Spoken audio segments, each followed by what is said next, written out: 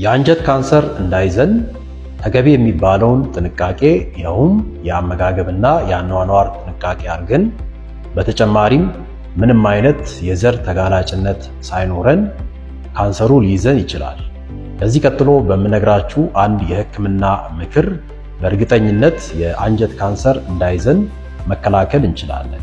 ዶክተር ገላን እባላለሁ። በጳውሎስ ሆስፒታል የኮሎሬክታል ሰርጀሪ ስፔሻሊስት ሰርጅን ነኝ።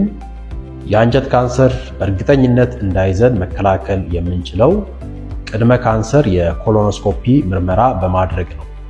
ለዚህም ምክንያቱ የአንጀት ካንሰር ሁሌ የሚነሳው ካንሰር ካልሆነ ፖሊፕ ከሚባል የአንጀት ውስጥ እባጭ ነው።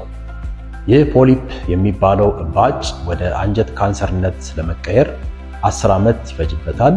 በዚህ 10 ዓመት ውስጥ ምንም አይነት የሆድ ህመም ወይም ሌላ ምልክት አያሳይም። ስለዚህ የፖሊፕ አንጀታችን ውስጥ ይኑር አይኑር እናውቀው በኮሎኖስኮፒ ምርመራ ብቻ ነው። አመሰግናለሁ ስለተከታተላችሁ።